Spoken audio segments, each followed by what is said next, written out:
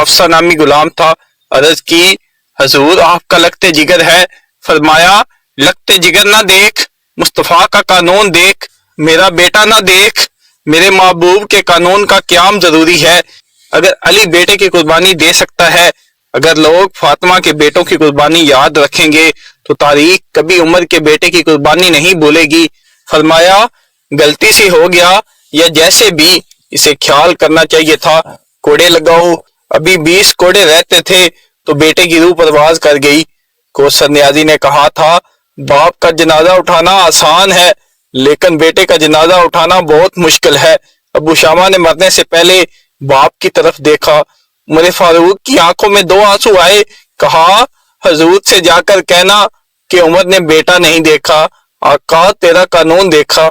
जाकर मेरे महबूब को पैगाम देना। अबू शामा विसाल कर गए। तारीख गवाह है 20 कोड़े बाकी थे। पूछा, हजूर अब क्या करना है? फरमाया, इसका जनाजा पढ़ो, इसको कब्र में दफन करो, बाकी 20 कोड़े इसकी कब्र पर मारो। कहा, हजरत जी ऐसा भी होता है? कि इसलिए ऐसा होता है, ये मेरे मुस्तफा का कानून है।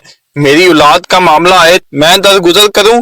फरमाया, मारो कोड़े। हजरत सैयदना अबू हुज़ैफा बिन यमान फरमाते हैं, फारूक आजम बेटे की कब्र पर खड़े थे, दाढ़ी आंसुओं से भरी हुई थी। मैं दौड़ा हुआ आया। कहा, उमर ना रो, ना रो, आज रात तेरे बेटे का जनाजा पढ़ कर सोया हूँ। मुझे ख्वाब में रसूल पाक की ज़ियारत नसीब हुई है। आपने 2 सब्ज हुल्ले तेरे बेटे को पहना रखे थे। रसूल पाक की बगल में खड़ा था।